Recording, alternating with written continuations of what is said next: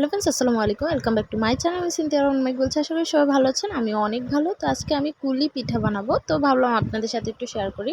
তো প্রথমে আমার ননদ দুটা নারিকেল ছিলে এগুলোকে ভালো করে পরিষ্কার করে এখন এগুলো করিয়ে নিচ্ছে। তো দেখুন, হাত করে নি না, এটা পা দিয়ে চেপে এই কোরানিটা দিয়ে কোরাতে হয়। তো আমি এগুলো পারি না, তাই ও কোরাচ্ছে। তো ফ্রেন্ডস, ফাইনালি কোরানো শেষ হয়ে যাচ্ছে দেখুন।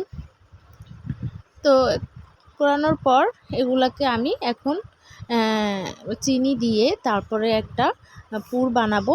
তো এখানে আমি খামিরটাকেও দেখুন ভালোভাবে এটাকে মথে নিয়েছি।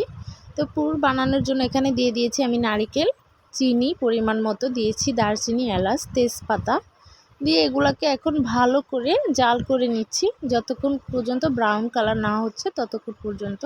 আপনারা চাইলে এটার ভিতরে বাদাম গুঁড়ি করেও দিতে পারেন, সেটা হচ্ছে অপশনাল, যার যার ইচ্ছে।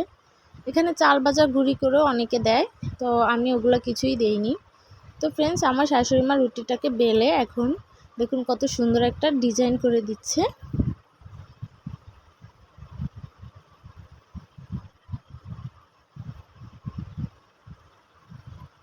তো ফ্রেন্ডস দেখুন, অনেকগুলো পিঠা বানানো হয়ে গেছে। তো ফ্রেন্ডস, এখানে আমি এখন একটা কড়াইতে দিয়ে দিলাম পরিমাণ মতো তেল। তেল দিয়ে তেলটা গরম হওয়া পর্যন্ত অপেক্ষা করে আমি দিয়ে দিলাম পিঠাগুলো এখন লালচে ভাব আসা পর্যন্ত আমি ভেজে নিয়েছি।